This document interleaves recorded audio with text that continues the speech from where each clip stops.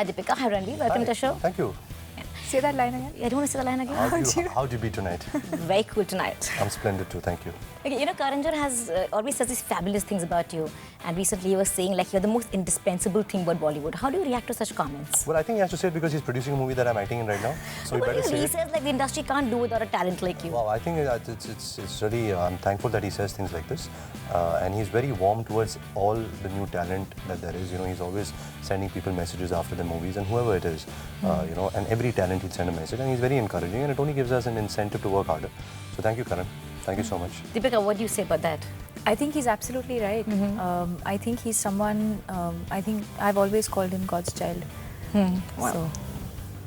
That's nice. That's really a compliment. So how do you deal with the compliments that you get, Deepika, other than the fact that you're a great actress? I don't get these type of hot, compliments. desirable, all of that. She can't take a compliment. She can't take compliments. Even if it's a compliment, she'll change it into criticism. Why? Are you really like that? Or she'll totally ignore it and look down and, you know, like how she's looking down and smiling right now. She reacts to compliments like that.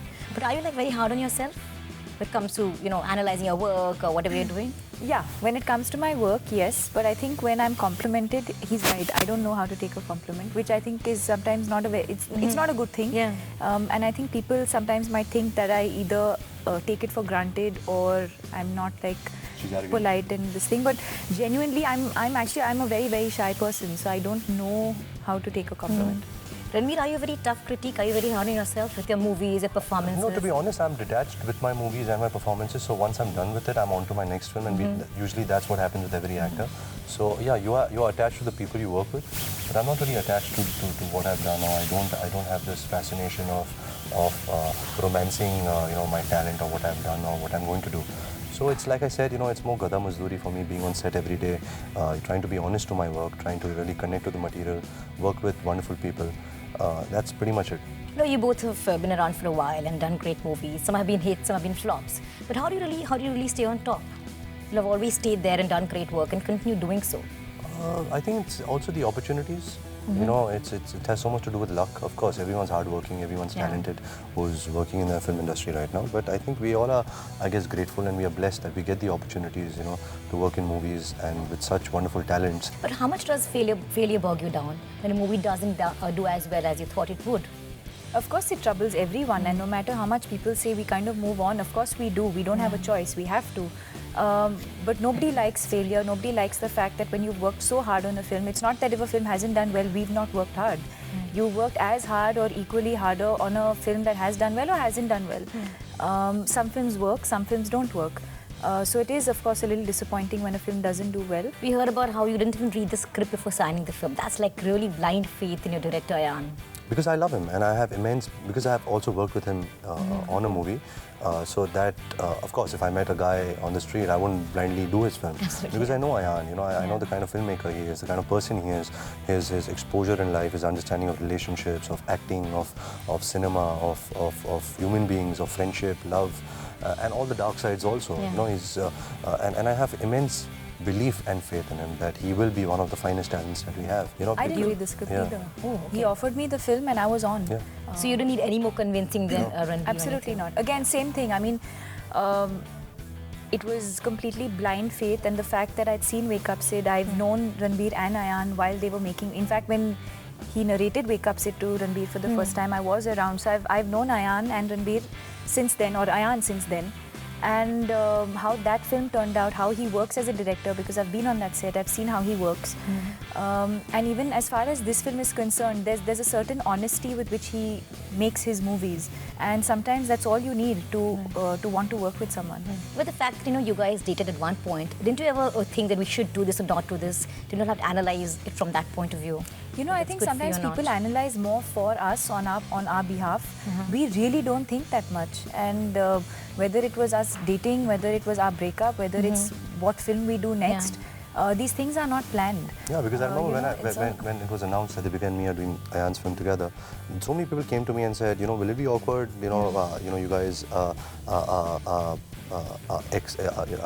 ex-couple, so would it be awkward to work with each other? But it doesn't make sense. That whole concept doesn't make sense. There is no bitterness. There is no negativity. I'm extremely fond of her. I hope she's fond of me also. And it's a relationship that now I'll maintain all my life. When she has a family, when she has kids, I would like her kids to like me. I would like her kids to come and play in my house with my kids. And so all this is all nonsense. It just makes good material for writing and gossip. But we are just actors. And I find it strange that people have made us sort of the role models of ex-lovers turned friends. I find that really strange because... But in a way, it's also good. So all you ex-lovers, work together, man. It's not that bad. We turned out pretty okay. But is there a pressure on the chemistry and the pairing on screen? Because people always say... Not at all. Right? I don't think we've discussed it or thought about it for even a second. We are too concerned about what we are doing. It's our individual careers. Absolutely. We want to do good for ourselves. We want to kind of submit and surrender to the material, be the character. So who's thinking of all these things? I don't think there was ever even I'm a not going to conversation. treat this film differently, or I don't think he has treated this film differently from anything else that we've done because we've been friends earlier on. That doesn't change anything. So the first day of shoot was just like it was in the past. You picked up from where you're left. There was never past, future, always present. friends who've been in touch. And I mean, of course, it's different to know a friend and then to know him in the work or set capacity. It's different. So I mean, that was the only adjustment. Or for me, like knowing Ayan as a friend at home or going out to versus now knowing Ayan who's a friend and now as a director on set. That equation, of course, changes slightly, but the rest is that's it.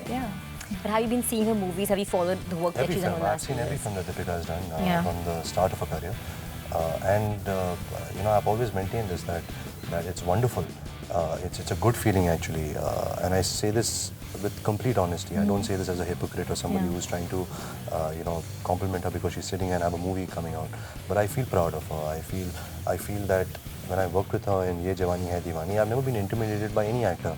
If it's my father, if it's any co-actor, if junior, senior, male, female, I felt she was doing things and she was surprising me constantly in a take, and that just, it was a driving factor for me to work hard and to kind of understand, okay, I need to kind of do this better. And it's, you feel proud, you feel, okay, she's reached so far. I mean, there are times when we weren't together that I have gone to a house and I've said, what are you doing? Why are you doing these kind of movies?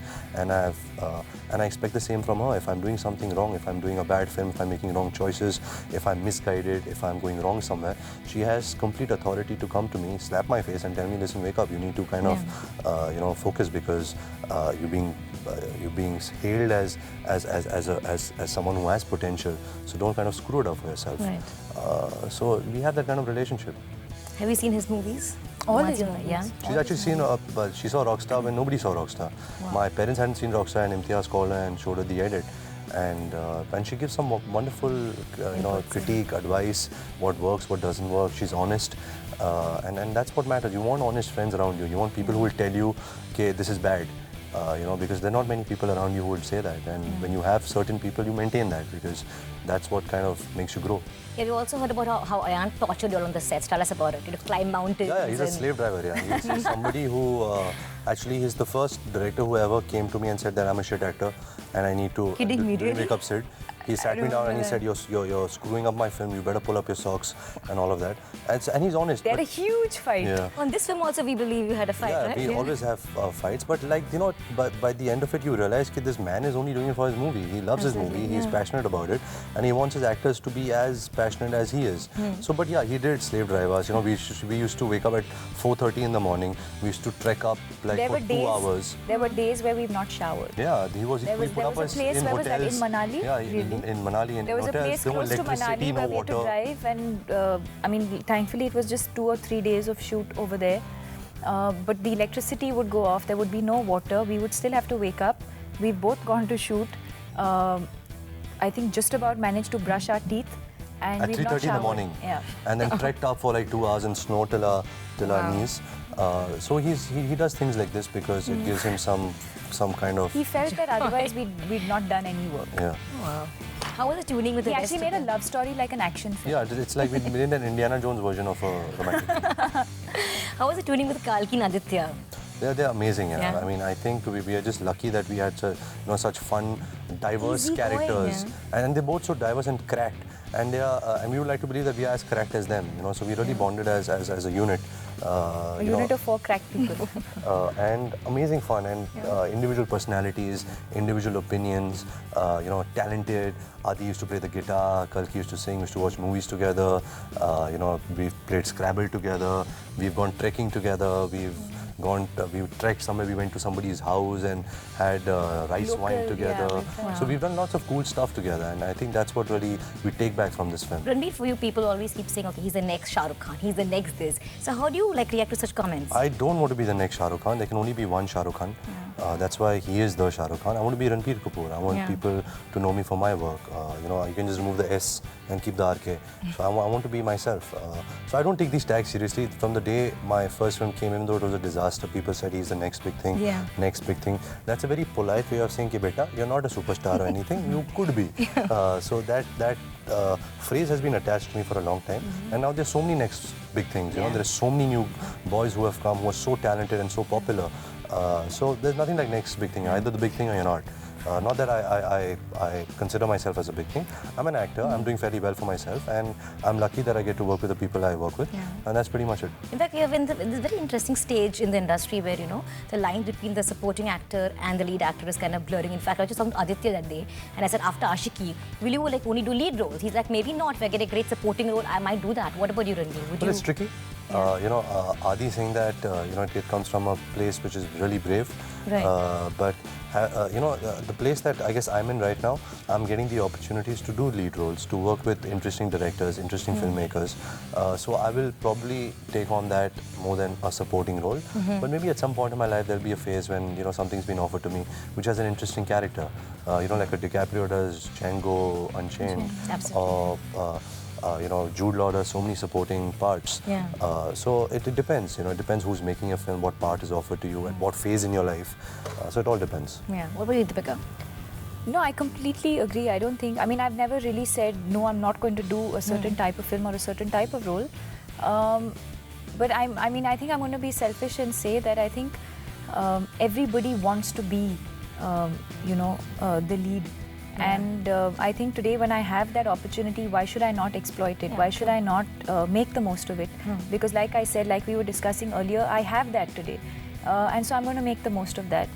But having said that, there's no hard and fast rule.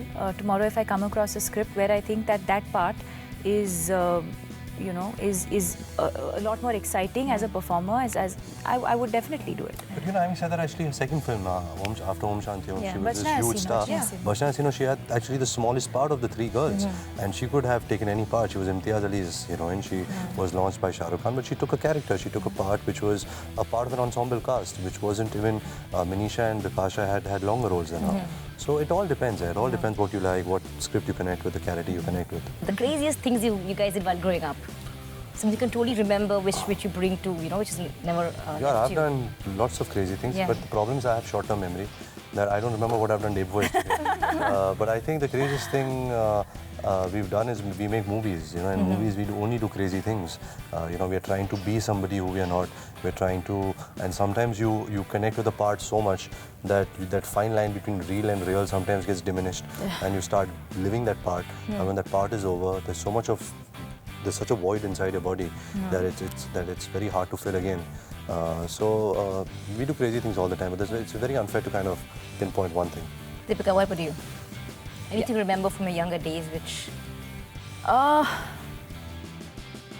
again, there's no real standout moment as such, but I think for me, considering the kind of person that I am, I think the fact that I've skydived several times for me is a huge deal, especially the first time I did it, because I'm not, I was not that person. And to suddenly get into this and to enjoy it and to have done it over and over again, and it gives you a different kind of high. So that is definitely a standout moment for me.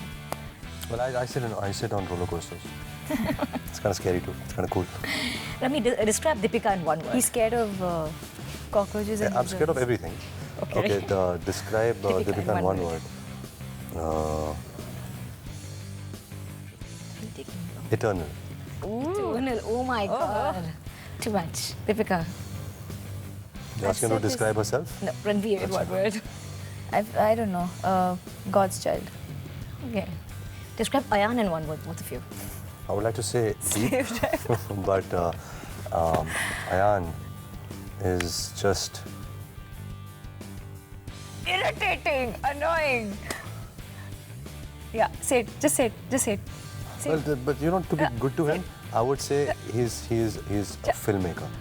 You know, whatever, however, however irritating, annoying, all those things, all those adjectives that I can attach him with, I think he's in a true sense a filmmaker. No, I understand what he's going through right now, so I'm just a bit surprised by that. Anyway, So this movie is all about love, friendship, all of that. I mean, are you romantic at heart, Ranbir? I would like to believe that. Yeah. But we all are romantics.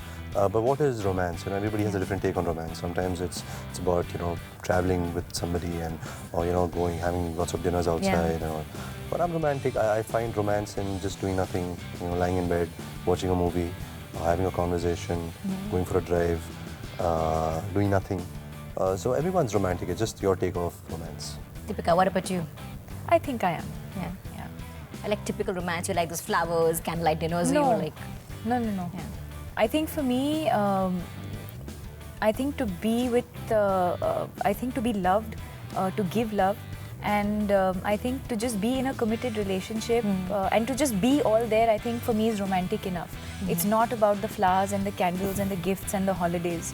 None of that. I think the simpler the better. Both are happily single now. Yes. Yeah. And wish to stay that way? Well, depends On what? on your status. Well, we'll discuss that after the interview. Cool. It was great fun talking to you guys. Thank you so much for being Thank on the you. show.